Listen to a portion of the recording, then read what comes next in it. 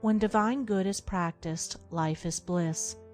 Bliss is the normal condition of the good man.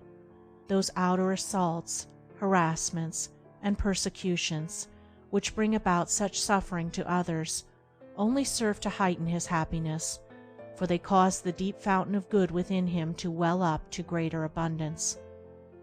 To have transcended virtue is to enjoy transcendent happiness.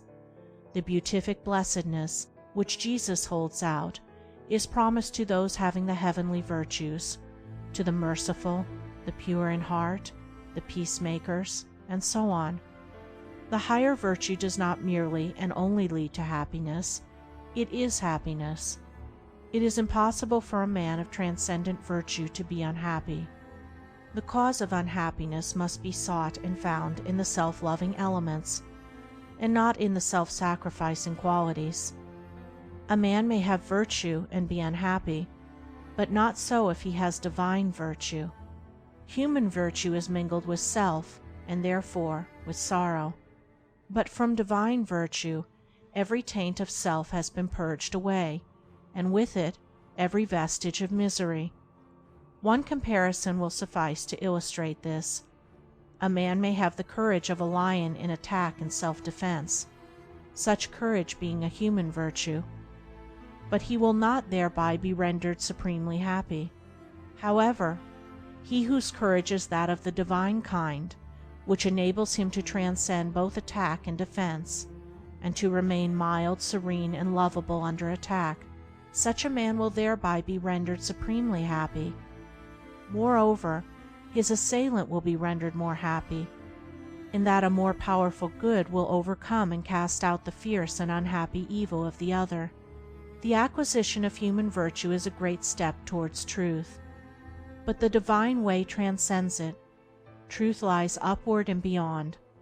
Doing good in order to gain a personal heaven or personal immortality is human virtue, but it is not unmixed with self, and not emancipated from sorrow. In the transcendent virtues all is good, and good is all, and there is no personal or ulterior aim. Human virtue is imperfect, it is mixed with the baser, selfish elements, and needs to be transmuted. Divine virtue is unblemished and pure, it is complete and perfect in itself. And what are the transcendent virtues that embody all happiness and joy? They are impartiality, the seeing so deeply into the human heart and into human actions that it becomes impossible to take sides with one man or one party against the other, and therefore the power to be perfectly just. Unlimited kindness towards all men, women, and all creatures, whether enemies or friends.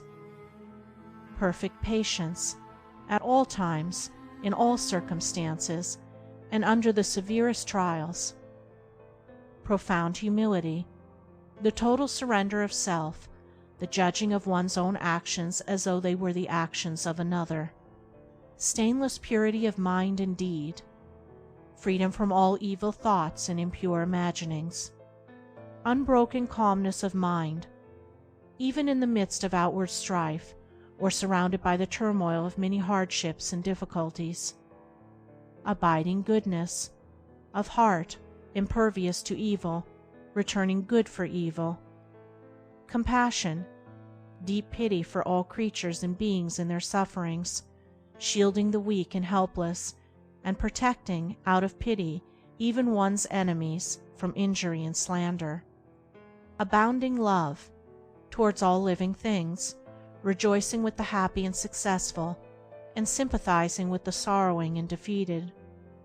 Perfect peace, toward all things, being at peace with all the world, a profound reconciliation to the divine order of the universe. Such are the virtues that transcend both vice and virtue. They include all that virtue embodies, while going beyond it into divine truth. They are the fruits of innumerable efforts to achieve the glorious gifts of him that overcomes. They constitute the 10-jeweled crown prepared for the calm brow of him who has conquered himself. With these majestic virtues is the mind of the sage adorned. By them he is eternally shielded from sin and sorrow, from harm and hurt, from trouble and turmoil. In them he abides in happiness, a blessedness, a bliss, so pure and tranquil, so deep and high, so far transcending all the fleeting excitements of self as to be unknown and incomprehensible to the self-seeking consciousness. The sage has conquered passion and has come to lasting peace.